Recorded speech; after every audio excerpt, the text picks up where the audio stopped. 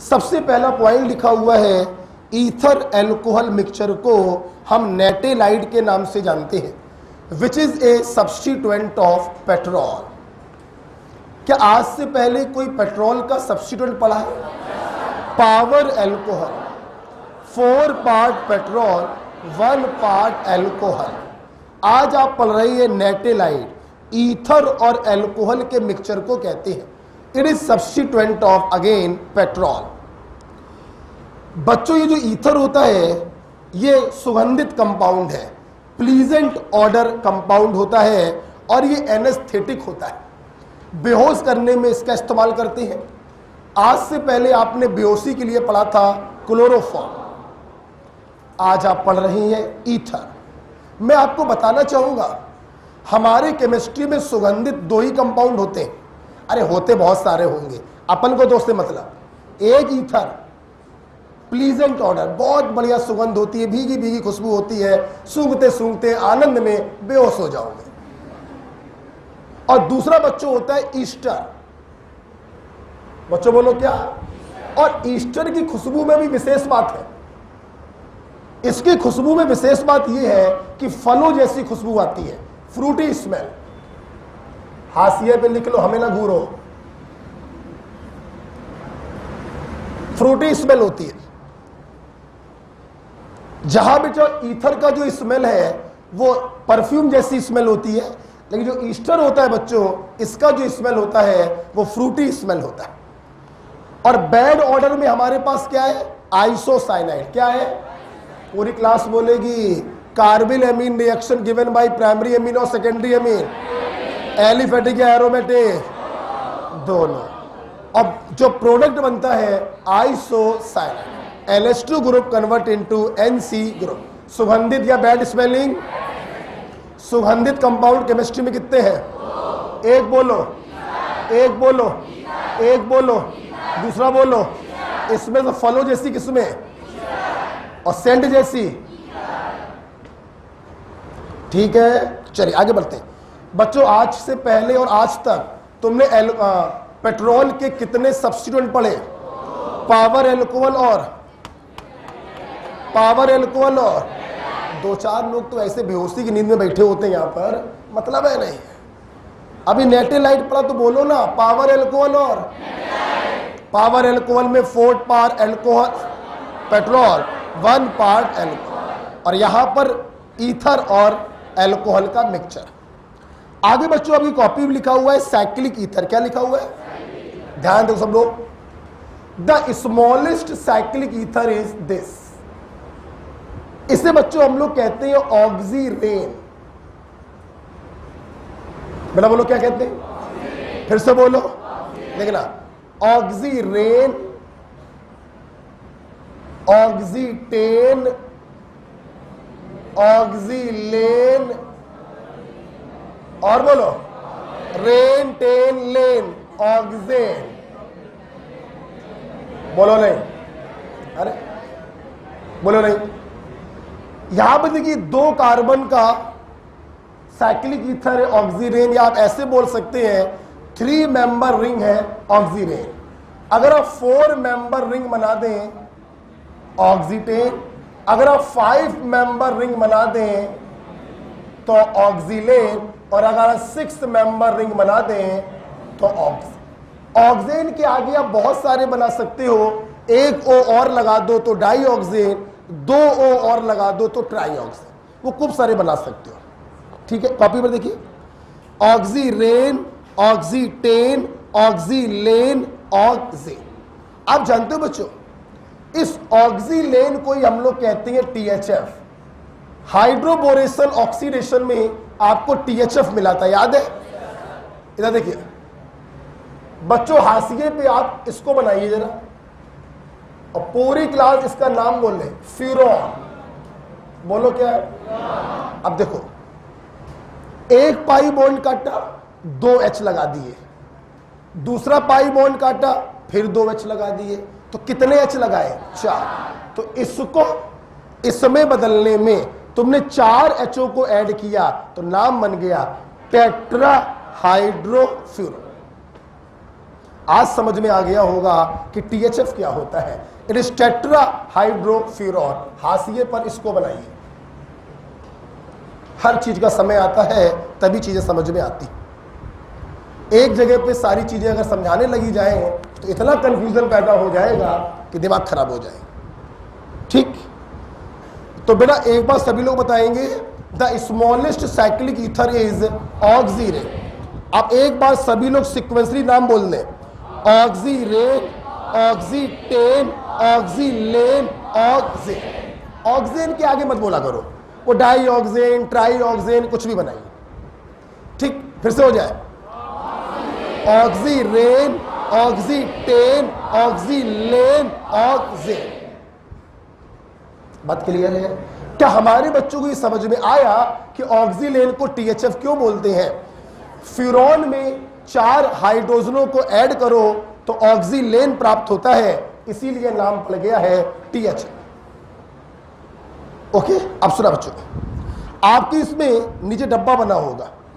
इस डब्बे में हम लोग इस साइक्लिक ईथर की नेमिंग सीखेंगे। बड़ा हम लोग किसकी? साइक्लिक ईथर की नेमिंग सीखेंगे। ये नेमिंग मैंने IUPAC में नहीं पढ़ाया होगा आपको, मैं यहीं पर पढ़ाता हूं, मेरी आदत है। ये डब्बा बना हुआ है, आइए साइक्लिक ईथर की नेमिंग सीखी जाए। IUPAC ने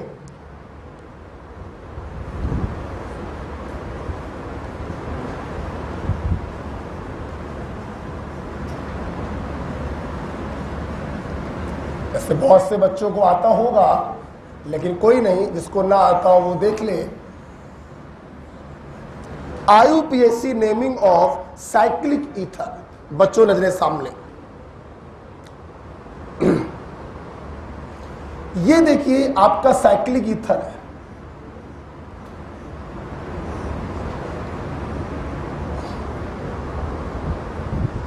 कार्बन की संख्या कुछ भी हो सकती है, इसीलिए मैंने फ्री वैलेंसी लगा दी है। अच्छा देखिए इपॉक्सी भी एक फंक्शनल ग्रुप होता है, बिल्कुल लास्ट में आता है। अगर कोई सीनियर फंक्शनल ग्रुप लगा होगा तो उस साइड से आप नंबरिंग करेंगे। जब आप नंबरिंग करेंगे तो जाहिर सी बात है इन दोनों कार्बन को भी कुछ ना कुछ नंबर मिलेगा। भाई 1 2 3 4 5 कर रहे हो तो कुछ ना कुछ नंबर इनको भी मिलेगा। अच्छा, जब इनको नंबर आपने दे दिया तो कैसे लिखेंगे नाम? X, Y epoxy. हम लोग इनका प्रीफिक्स लिखते हैं इपॉक्सी। इसके बाद एस यूजुअल प्रिंसिपल चेन का लिखेंगे रूट वर्ड, जिसे हम लोग एल्क भी कहते हैं। क्या कहते हैं? एल। प्लस करेंगे primary suffix, that is ene, ine और आइन। और जो सीनियर फंक्शनल ग्रुप होगा उसका करेंगे हम लोग secondary suffix. This is the naming style of epoxy, बोले तो साइक्लिक ईथर। फॉर एग्जाम्पल, बहुत ही इजी वे में आपको बता रहे हैं। देखिए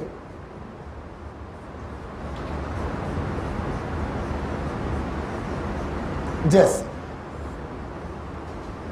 आप अगर ध्यान से देखें तो यहां पर एक सीनियर फंक्शनल ग्रुप है OH लगा हुआ है। हमने OH को ध्यान में रखकर नंबरिंग कर दिया। बोलो हाँ या ना? नाम बताइए। 2,3 इपॉक्सी। 3 कार्बन का root word pro, primary suffix है एन और सेकेंडरी सफिक्स है 1 और। The IUPAC name is 2,3 epoxy propane 1 or. Okay, ठीक। जैसे मैंने आपको एक ये दिया,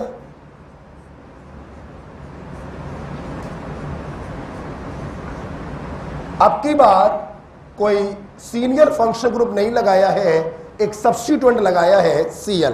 नंबरिंग कहां से करोगे अब की बार? Left to right. लास्ट वाला फंक्शनल ग्रुप है, ये क्या बन गया? सब्स्टिट्यूएंट। 3 क्लोरो, बोलते जाओ, 1,2 इपॉक्सी, रूट वर्ड हो गया pro, primary suffix N, secondary suffix कुछ भी नहीं होगा। तो 1,2 इपॉक्सी प्रोपेन। ठीक, अच्छा, ये इसका IUPAC नेम है। आइए कुछ और सीखें। इपॉक्सी लिंकेज फंक्शनल ग्रुप में सबसे लास्ट में आती है, ध्यान रखिएगा। अगर कोई सीनियर फंक्शनल ग्रुप लगा है तो उस साइड से नंबरिंग करेंगे, अगर कोई सीनियर फंक्शनल ग्रुप नहीं है तो इसको लोअर नंबर देंगे।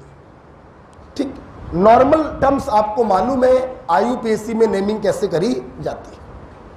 अब इसके बारे में एक एम्स का पॉइंट बताना चाहेंगे बच्चों।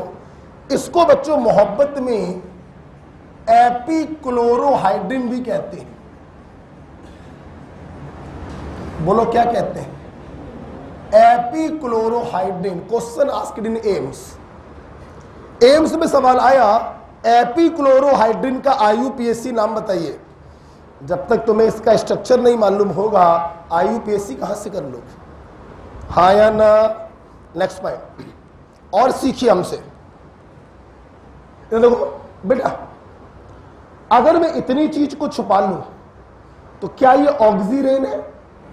द स्मॉलेस्ट साइक्लिक ईथर है कि नहीं?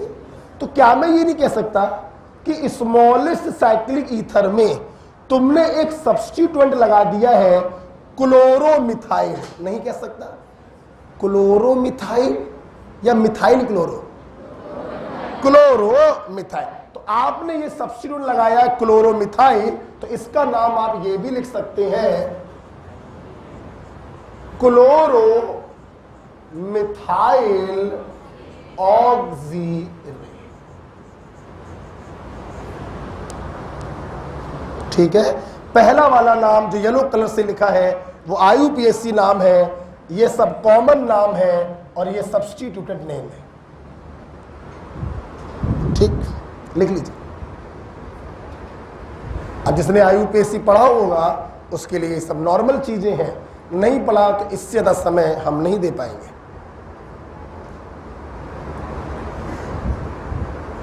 मेरा पीछे बैठो, पीछे चली जाओ, कोई दिक्कत थोड़ी ना। मुझे देखो पसीना आ रहा है, देखो आ रहा है। ब्लैक क्लियर हो गया। ध्यान रखिएगा फंक्शनल ग्रुप की लिस्ट में इपॉक्सी को बिल्कुल लास्ट में लिखा जाता है। अगर इपॉक्सी से कोई सीनियर फंक्शनल ग्रुप लगा है तो नंबरिंग उस तरफ से कर दीजिएगा, और नहीं लगा है तो नंबरिंग इपॉक्सी की तरफ से करिएगा। मैंने यहां पे आपको एक एम्स का पॉइंट बताया कि इस पर्टिकुलर कंपाउंड को हम एपीक्लोरोहाइड्रिन कहते हैं।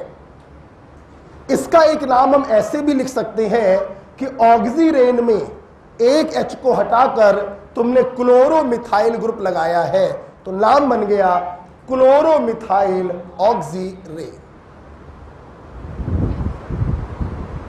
ठीक है, चलो ये थोड़ा सा छोटा सा इंट्रोडक्शन है साइक्लिक ईथर का।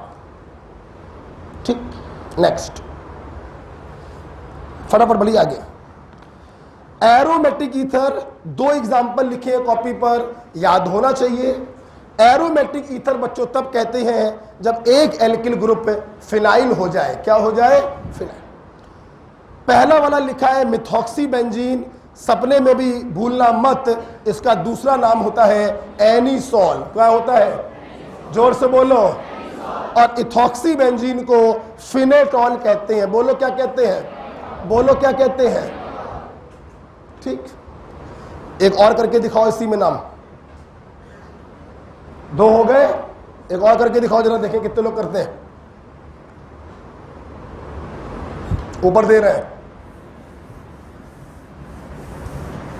सिंपल क्वेश्चन आते हैं इनके ऊपर, ज्यादा कॉम्प्लिकेशन नहीं आता है, और आ भी जाए तो कोई प्रॉब्लम नहीं है।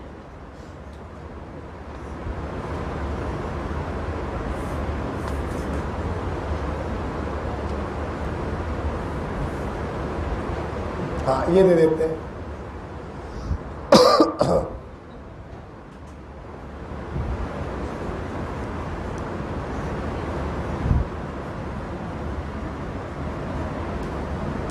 सीनियर फंक्शनल ग्रुप कौन है? जोर से बोला करो। नंबरिंग राइट टू लेफ्ट या लेफ्ट टू राइट? अब क्या नंबरिंग का सीक्वेंस बताना पड़ेगा क्या हमको? ओके बेटा, 2,3 पे क्या लगा है? बोला करो 2,3 इपॉक्सी। एल्क बोलो 3 कार्बन का प्रो। प्राइमरी सफिक्स बोलो एन, सेकेंडरी सफिक्स बोलो ओइक एसिड। ओके, ये ध्यान रखिएगा, ये एपिक्लोरोहाइड्रिन एम्स में आया था।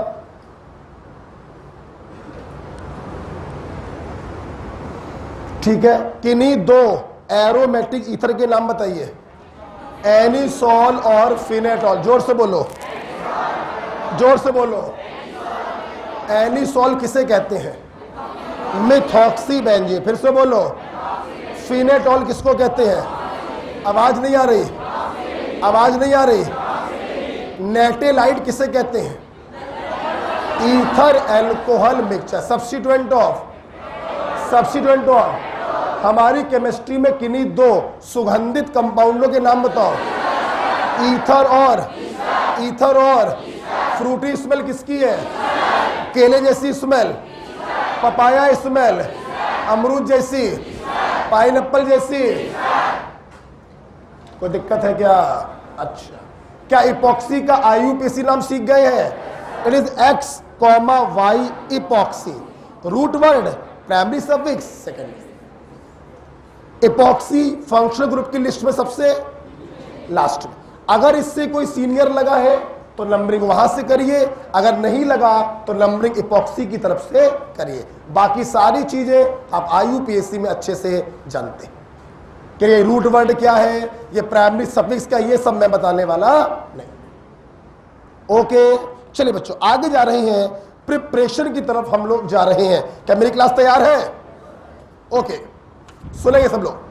पहला प्रिपरेशन बच्चों लिखा है अल्कोहल के साथ। लिखा हुआ है क्या? देखो मेरे भाई, बेटा इधर देखो सब लोग। Diazomethane in presence of Lewis acid. सब लोग ध्यान देखेंगे। मेरे छात्रों ने रिएक्शन मैकेनिज्म में हमसे पढ़ा है diazomethane is the source of कार्बिन। बोलो हाँ या ना? इसने तुम्हें पैदा करके क्या दिया? कार्बिन। और ये कार्बिन OH बॉन्ड में इंसर्ट हो गई और आपको ईथर मिल गया। बच्चों बोलो क्या मिल गया? किसी कोई प्रॉब्लम है? कोई डाउट बेटा बोलो? नहीं। ईथर बनाने का एक तरीका मैंने नया तरीका बताया, अल्कोहल का रिएक्शन डायजोमीथेन से इन प्रेजेंस ऑफ BF3। बिल्कुल याद मत करना। जिस दिन तुम्हारे सामने ये रिएक्शन आएगी ना, आंखों के सामने अपने आप आ जाएगा। ये टूट के देगा कार्बिन, कार्बिन OH के अंदर घुसेगा, आपको मिलेगा ईथर। कोई दिक्कत है बोलो? अच्छा भाई, अच्छा अच्छा अच्छा अच्छा अच्छा। चलो खड़ी हो, मास्क नेहा, ये खड़ी हो नेहा, खड़े हो जाओ। बेटा अल्कोहल से ईथर बनाने का एक नया तरीका मैंने आपको दिखाया डायजोमीथेन के साथ। याद तो करना नहीं पड़ा, इसने टूट के कार्बिन दिया, OH के अंदर घुस गया, ईथर बन गया। कोई और तरीका बताइए, कोई बोले ना।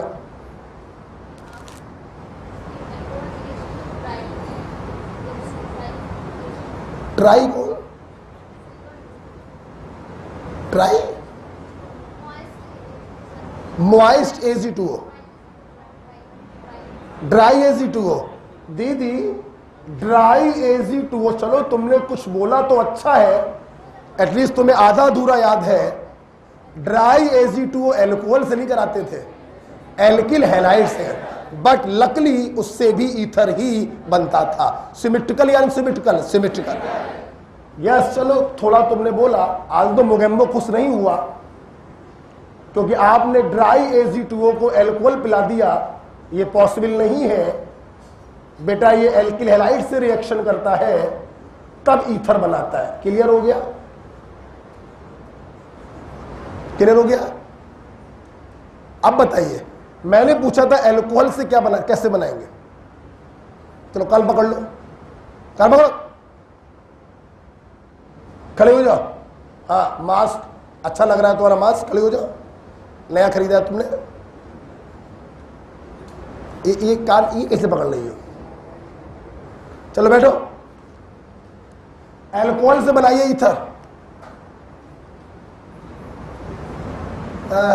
दीदी ने तब भी कुछ अच्छा बताया, कम से कम उसको कुछ याद तो था। ड्राई एसिड तो साला कल पढ़ाया है, कल नहीं पढ़ाया या परसों पढ़ाया? कितने लोगों को याद है? एल्कोहल से ईथर बनाना है, कोई नया हाथ था? Methylation, yes. इन्होंने बहुत अच्छी रिएक्शन हमको याद दिला दी, आज तो मेरे दिमाग में ये रिएक्शन नहीं थी। यस, मिथाइलेशन आप करा सकते हैं, आपको प्राप्त हो जाएगा ROCH3। हाँ या ना? कुछ और? Intermolecular dehydration, that is concentrate H2SO4, low temperature या हाई टेम्परेचर? Low temperature. काल पकड़ो, चलो बैठो। बच्चों ने 3 तरीके बता दिए।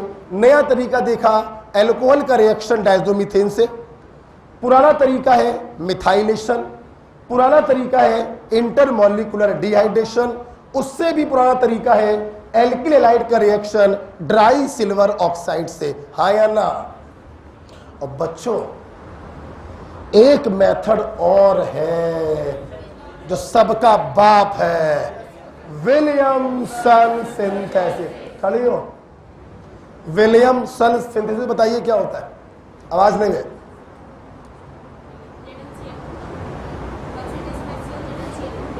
अच्छा अच्छा अच्छा, कंसंट्रेटेड HCl प्लस ZnCl2, इसे हम ल्यूकास कहते हैं।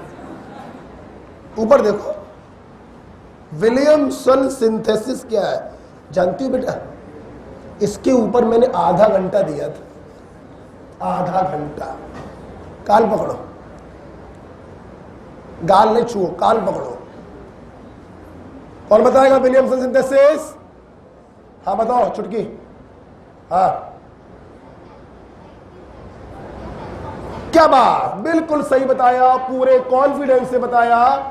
एल्किल हैलाइड की रिएक्शन बच्चों सोडियम एल्कोक्साइड के साथ, this is the example of bimolecular nucleophilic substitution reaction. ये SN2 वेसल में पीछे अटैक करेगा, ये हेलोजन निकल जाएगा।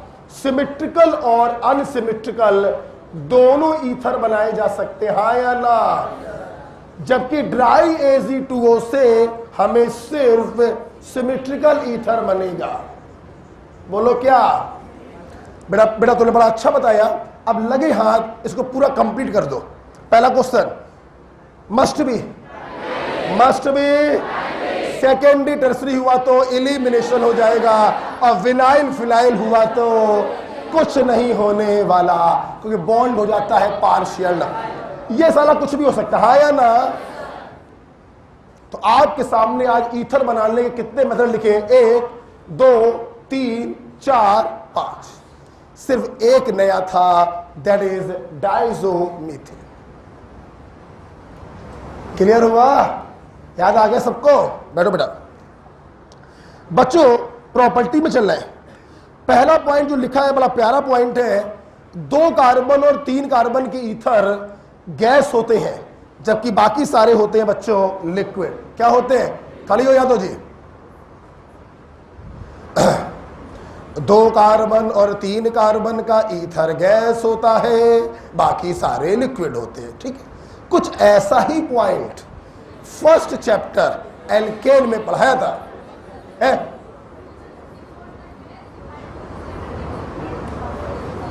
उसके बाद वाले सॉलिड याद आ गया? C1 to C4 gas, C5 to C17 liquid और C18 टू हायर सॉलिड।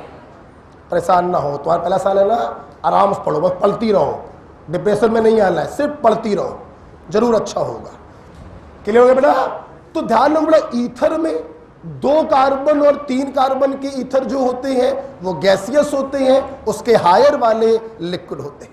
इसके नीचे एक क्वेश्चन लिखा है, बड़ा सीपीएम टीम पूछा गया, आंसर लिक्विड ईथर इज, अब तो बताओ लिक्विड ईथर कौन होगा? अब पहले वाले में कितने कार्बन है? 2, गैस होगा। दूसरे वाले में 3, गैस होगा। तीसरे वाले में 4, लिक्विड होगा। तो which is the liquid ether? 4, sorry 3rd। Clear?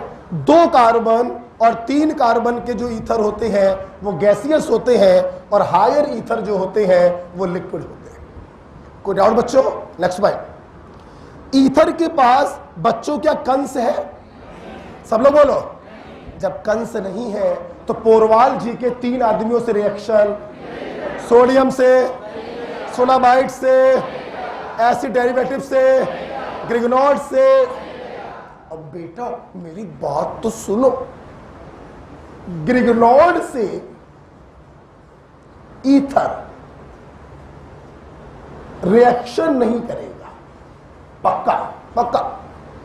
एक रीजन तो ये हो गया कि इसके पास कंस नहीं है, और एक उससे भी जबरदस्त रीजन है कि ether are inert towards base, इनके ऊपर बेस का कोई प्रभाव, जबकि Grignard is the source of base. बच्चों क्या तुम लोग भूल गए हो कि हम लोग जब ईथर की हाइड्रोलिसिस कराते थे तो एसिडिक मीडियम में कराते थे, कभी भी बेसिक मीडियम में। तो आपने हमसे सीखा ग्रिगनॉड के पास चूंकि कंस नहीं है इसलिए ये सोडियम से रिएक्शन नहीं करेगा, ग्रिगनॉड से रिएक्शन नहीं करेगा, एसिड डेरिवेटिव से रिएक्शन नहीं करेगा। एग्री? अब इसको आपने ऐसे भी पढ़ा कि ether are inert towards base और Grignard is the source of base, इसलिए ये इस पर अटैक नहीं करेगा। हाँ या ना? क्लियर हुआ पॉइंट? तो बच्चों क्यों ना ये चीज मैं आपको अगले पेज या इसी पेज के हाशिए पे लिखवा दूं। ईथर आर इनर्ट, हाशिए पर ईथर आर इनर्ट। तुम लोग एक चीज देख रहे हो, कुछ लिखना नहीं पड़ रहा हमको, क्यों? सब पहले से पढ़ चुके। तुम कार्बोनिल कंपाउंड के बाद देखना बहुत ही मुश्किल से हम पेन चलाएंगे इसके ऊपर, ठीक? दूसरा पड़ाव बस पार होने वाला है, सिर्फ एक चैप्टर और बचा है ना। Ether are inert for base,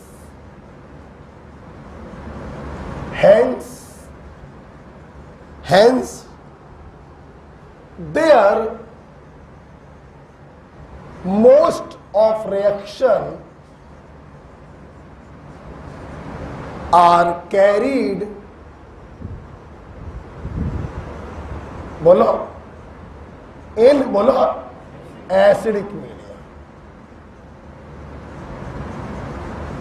बहुत खूबसूरत पॉइंट है बेटा,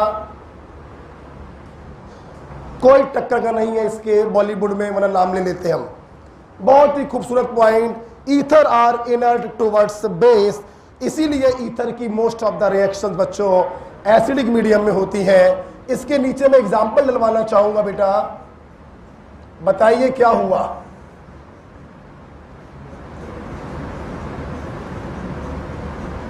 बताओ क्या हुआ?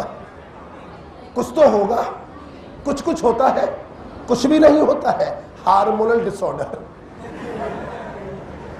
No reaction. क्लियर? बताइए, ईथर के ऊपर मैंने ये डाला, पहले बताओ ये डाला क्या है? आवाज नहीं आ रही है? ग्रिगनॉड में तो RMGX होता है, आर की जगह विनाइल भी हो सकता है, कुछ भी हो सकता है। Grignard, and Grignard is the source of base, तो यहां पर भी कोई रिएक्शन। बड़ा पॉइंट क्लियर हो रहा है सबको? बड़ा पॉइंट क्लियर हो रहा है? तो ध्यान रखिए ether are inert for base, hence their most of reaction are carried out in acidic media. सहमत है सब लोग? हटा दे, हटा दे। तो बेटा चलो आ जाओ, आ जाओ, आ जाओ, आ जाओ। आज जहां तक मुझे पढ़ाना हो जाएगा। इधर देखिए,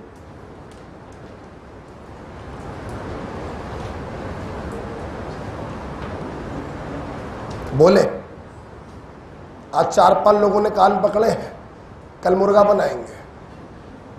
लड़कों को मुर्गा, ये मारेंगे तुम है नहीं, मारना में सही नहीं है। लड़कियां कान पकड़ेंगी।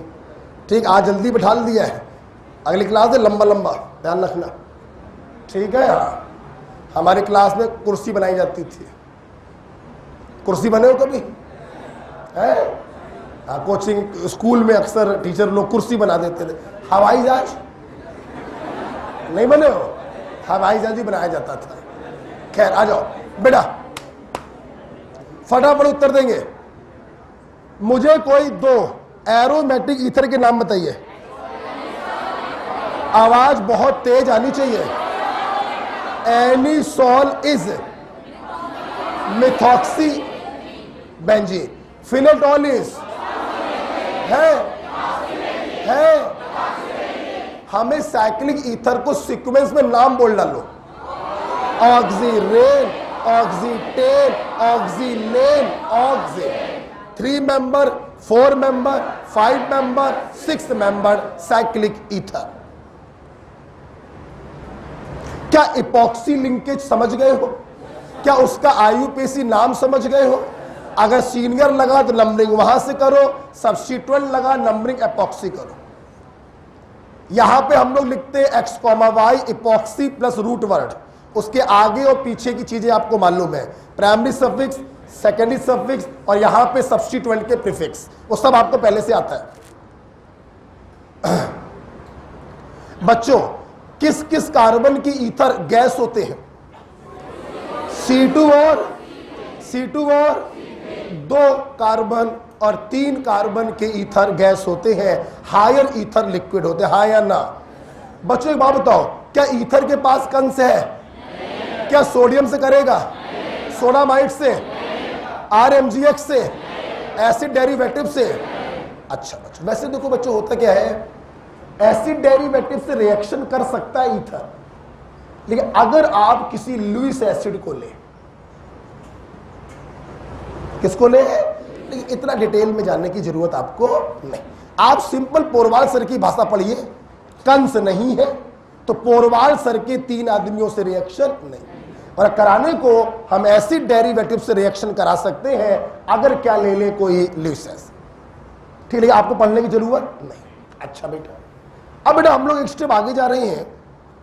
अगले पेज पर क्या लिखा है इसकी प्रॉपर्टी में? हाँ, इधर देखिए, इधर देखिए बच्चों, मैंने कल ही आपको पढ़ाया था ईथर तो कुछ भी हो सकता है। अगर कोई एक ईथर चूज करना पड़ जाए तो हम क्या लेंगे? Di ethyl ether. सहमत है कि नहीं है? देखना बेटा, हमने ईथर की रिएक्शनों को कितने भागों में क्लासिफाई किया? देखिए, पहली reaction, reaction due to alpha hydrogen. Alpha hydrogen है पहली reaction, reaction due to alpha hydrogen. दूसरी reaction, reaction due to lone pair, बोला करो। और तीसरी रिएक्शन है cleavage of carbon oxygen bond. मैंने ईथर की प्रॉपर्टी 3 तरीके से पढ़ाई है आपको, reaction due to alpha hydrogen, reaction due to lone pair और reaction due to cleavage of carbon oxygen bond. आइए देखते हैं पहला, reaction due to alpha hydrogen. देखिए,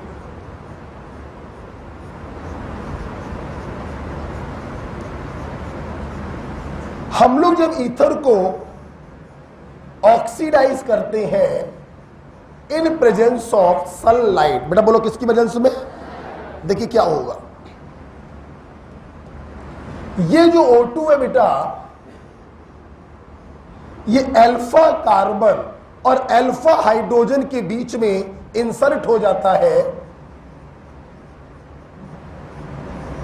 और हमें बेटा एक पर ऑक्सो ईथर मिलता है। बोलो क्या मिलता है बेटा? पर oxo ether, and this is a explosive molecule. बेटा किसी कोई प्रॉब्लम है? ओके।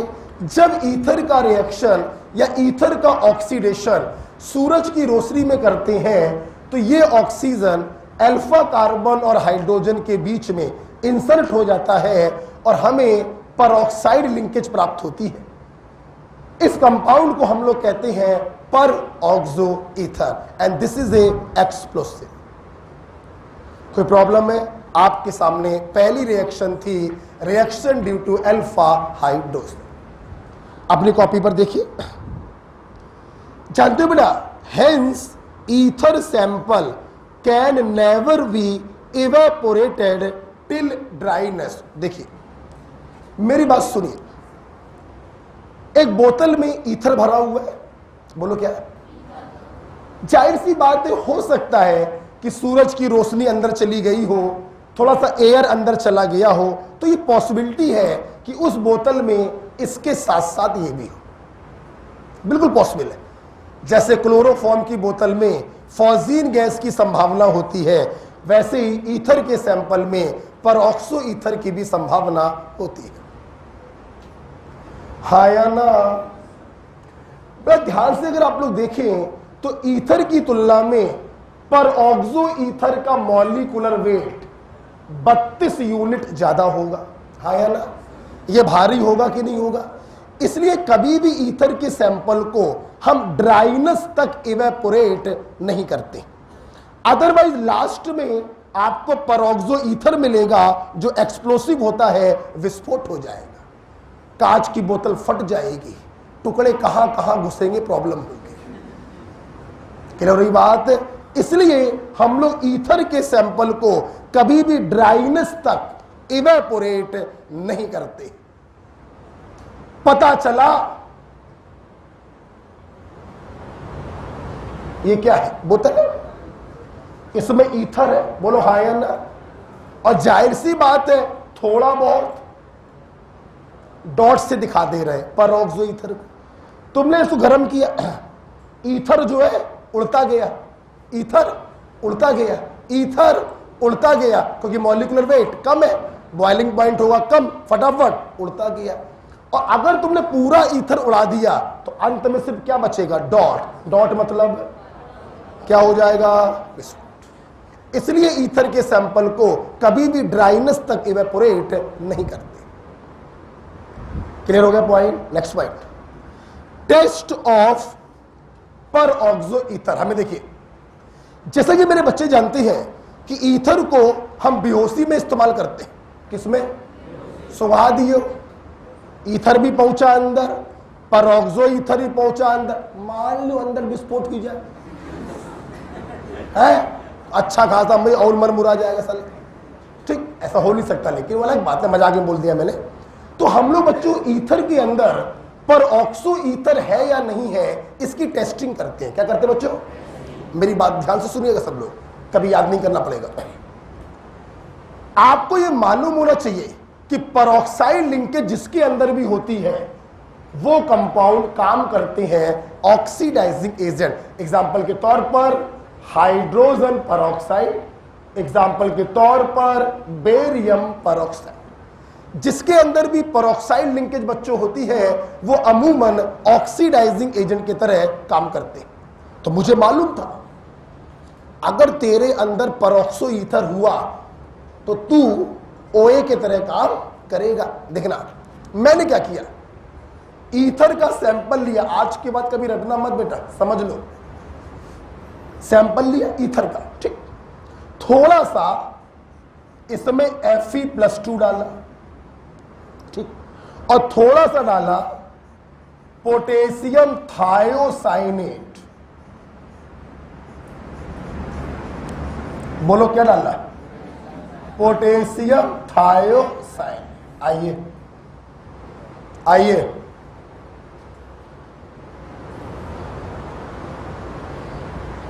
What is this?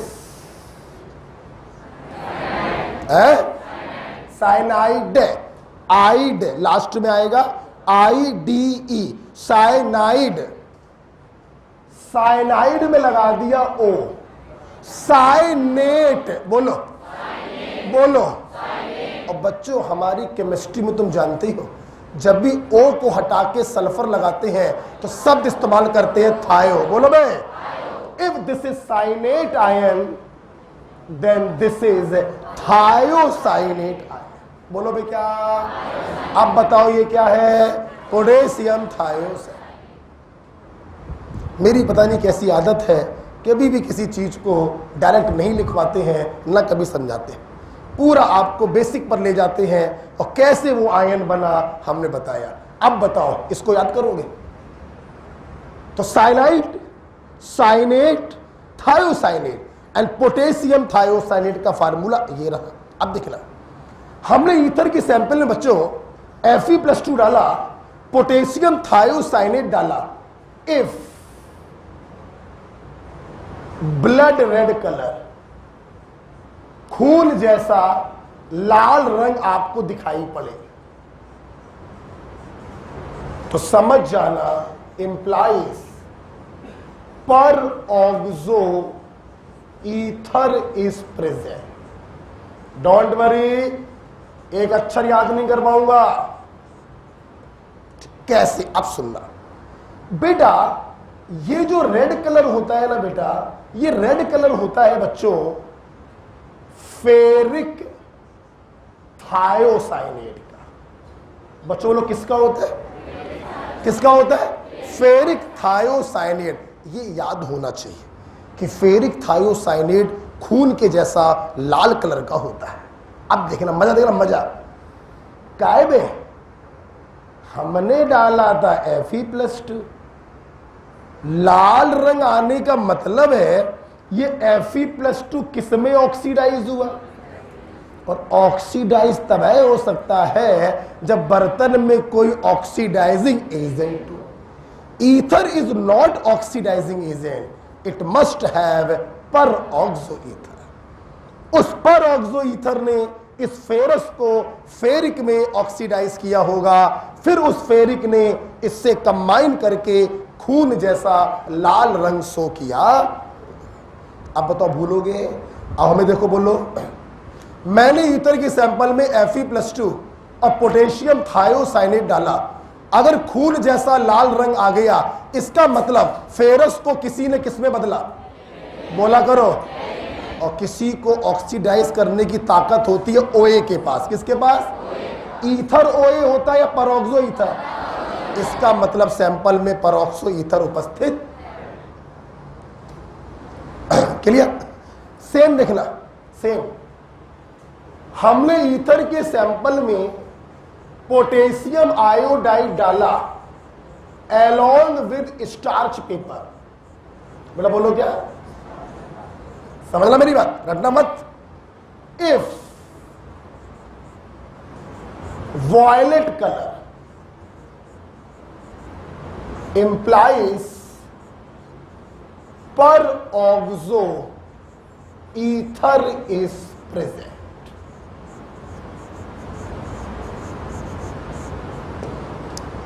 मेरे भाई, स्टार्च को कहीं से आयोडीन अगर मिलती है, बोलो क्या, तो स्टार्च पेपर अपने कलर को कर देता है वॉयलेट। फिर दिमाग चलाया, कायब है हमने तो साला आयोडाइड लिया था, ये आयोडीन कहां से आ गई? इसका मतलब किसी ने आयोडाइड को ऑक्सीडाइज किया है। आयोडीन ऑक्सीडाइज करने की ताकत किसके पास होती है? पर ऑक्सो ईथर के पास। क्या मेरे छात्रों को टेस्टिंग समझ में आ गई? आई तो मेरे क्लास में यही लिखा हुआ है मेरे कॉपी पर, और मेरे ख्याल से पढ़ाने की जरूरत मेरे को नहीं। Clear? Next point, reaction due to alpha hydrogen में ऑक्सीडेशन बाय एयर था, जो मेरे छात्रों ने सीखा, उसकी टेस्टिंग भी सीखी।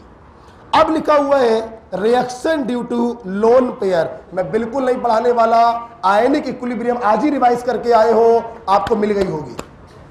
एसिड बेस कॉन्सेप्ट में ये रिएक्शन मैंने आपको पढ़ाई होगी, नहीं मिली है? ये रहा बच्चों ईथर। प्लीज पेन कॉपी बंद करिए। अब सभी लोगों को मालूम है लोन पेयर होने के कारण ये लुईस बेस है। क्या है? और जितने भी लुईस बेस होते हैं वो ब्रॉन्स्टेंट बेस भी होते हैं। अब सवाल बच्चों ये है हम इसे लुईस बेस कब बोले और ब्रॉन्स्टेंट बेस कब बोले? Very simple. अगर बगल में खड़ा किया लुईस एसिड तो इसे बोलोगे लुईस बेस, और अगर बगल में खड़ा किया ब्रॉन्स्टेंट एसिड प्रोटॉन डोनर तो आप इसे बोलोगे ब्रॉन्स्टेंट बेस। कुछ याद आया? नहीं आया बच्चों तो बताओ मैं कितना रिवाइज कराऊं यार? बहुत रिवाइज कराता हूं। कितना रिवाइज? आज ही मैंने आपको दिया था आयनिक रिवाइज करके आइएगा तो आपको ये मिला होगा। ठीक, देखिए जब बच्चों लुईस एसिड होगा जिसके पास 2 इलेक्ट्रॉन की कमी है तो ये अपने लोन पेयर को क्या करेगा? डोनेट करेगा।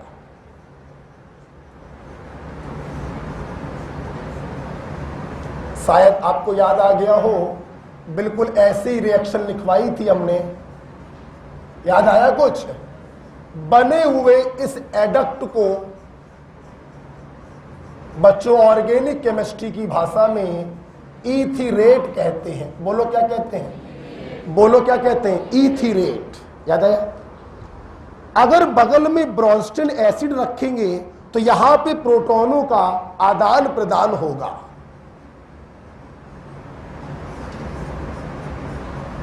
ब्रॉन्स्टेंट एसिड प्रोटॉन देगा और ब्रॉन्स्टेंट बेस प्रोटॉन लेगा।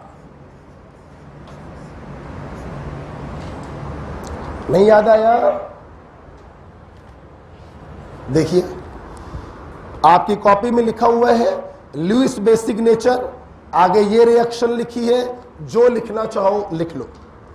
ब्रॉन्स्टेंट बेस प्रोटॉन एक्सेप्टर, आगे ये रिएक्शन लिखी है, जो लिखना चाहो लिख लो।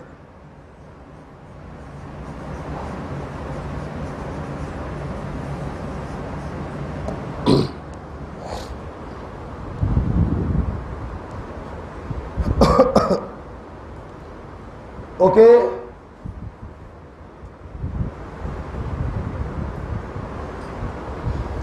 ईथर बेस होता है, लुईस बेस भी कह सकते हैं, ब्रॉन्स्टेंट बेस भी कह सकते हैं। अगर बगल में लुईस एसिड को खड़ा करोगे तो लुईस बेस बोलेंगे और ब्रॉन्स्टेंट एसिड को खड़ा करोगे तो ब्रॉन्स्टेंट बेस बोलेंगे। एयर में खुला छोड़ने पर अल्फा कार्बन ऑक्सीडाइज हो जाता है और पर ऑक्सो ईथर का फॉर्मेशन होता है जो विस्फोटक होता है। इसीलिए ईथर की बोतल को ड्राइनेस तक कभी भी इवेपोरेट नहीं किया जाता है। 2 कार्बन और 3 कार्बन के ईथर गैसियस होते हैं, उसके आगे वाले लिक्विड होते हैं।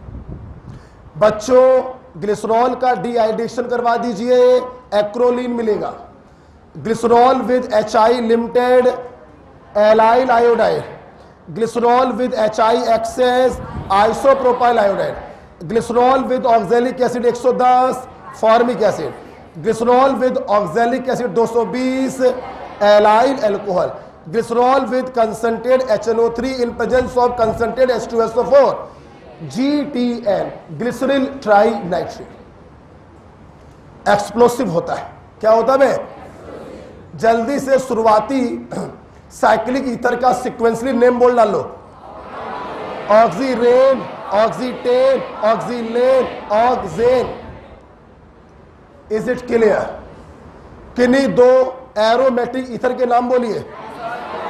एनिसोल और एनिसोल और एनिसोल और what is anisole? What is phenetole? Ethoxy benzene. Clear है बच्चों? सब रट गया? और कितना रटना बताओ? आज पानी नहीं पिया भाई, ये गला क्यों सूख रहा बार बार? काफी रिवाइज करा डाला, बहुत बार बोल डाला, थोड़ा भी कंसंट्रेशन बनाकर बैठे हैं, मैंने जो वादा किया है वो पूरा होगा। 45 में 44 सवाल, 43 सवाल बड़े आराम से आप सही करके आएंगे, लेकिन थोड़ा सा हमारा साथ तो देना पड़ेगा। आप सोचें कि बिल्कुल पढ़ाई ना करें, मस्ती करते हुए इतने नंबर आ जाए, तो उन बच्चों को कुत्तों ने नहीं काटा है जो दिन रात पढ़ाई कर रहे हैं। ऊपर वाला भी देखता है। मैं मेहनत के साथ कुछ परसेंटेज लक को भी देता हूं, मैं मेहनत के साथ कुछ परसेंटेज ऊपर भी देता हूं। मेहनत तो फिर रिक्शे वाला भी करता है, लेकिन कभी भी 1 लाख रुपए भी जमा नहीं शायद कर पाता है अपने जीवन में। तो थोड़ा सा ऊपर वाले का भी हाथ होता है। इसलिए ना ऊपर वाले से झूठ बोलो और ना अपने आप से झूठ बोलो। 2 लोगों से झूठ बोलना तो बंद कर दो। दुनिया से झूठ बोलो, वैसे झूठ बोलना अच्छी बात नहीं है, लेकिन चलो बोलो, लेकिन 2 लोगों से मत बोलो, ना ऊपर वाले से और ना अपने आप से। जीवन में देखिए कैसे सफल होते चले जाएंगे। 24 घंटे का समय आपके पास है, आप 7 घंटे तक सो सकते हैं मैक्सिमम। मैं नहीं कहता 4 घंटे सोइए, 5 घंटे सोइए, नहीं, 7 घंटे, 6 घंटा पर्याप्त होता है। आप 7 घंटे सो लो तो भी कोई दिक्कत नहीं। रिमेनिंग टाइम में पूरा कंसंट्रेशन अपनी पढ़ाई पर होना चाहिए।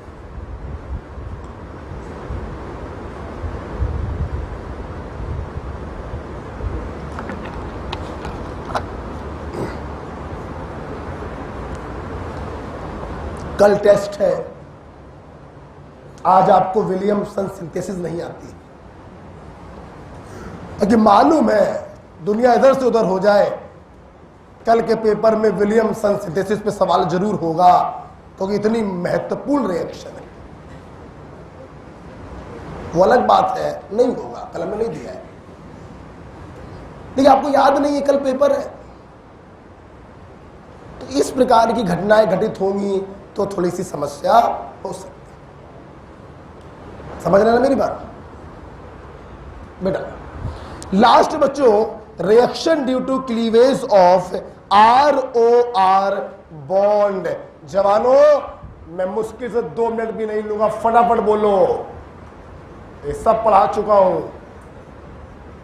चलिए, सबसे पहले डाला है आपने PCl5। क्या नहीं मालूम है? अरे बोले करो यार।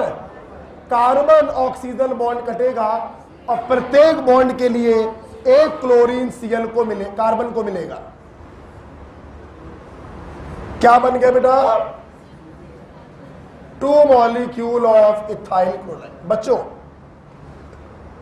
यहां पर बचेगा क्या? PCl3 जो O को ले लेगा और क्या बन जाएगा? POCl3। Next point, hydrolysis. Oh my God, हमारे बच्चे अच्छे से परिचित हैं। हाइड्रोलिसिस एसिडिक मीडियम में हो सकता है, बेसिक मीडियम में पॉसिबल नहीं। बोलो हाँ या ना? अच्छा, सुन रहे ना? हमेशा ध्यान रखिए, जब भी ईथर की हाइड्रोलिसिस होती है, कोई एक कार्बन ऑक्सीजन बॉन्ड कटेगा, कोई एक। O- को मिलता है वाटर का H+ और प्लस को मिलता है वाटर का माइनस। आपको मिल गया again 2 molecule of ethyl alcohol.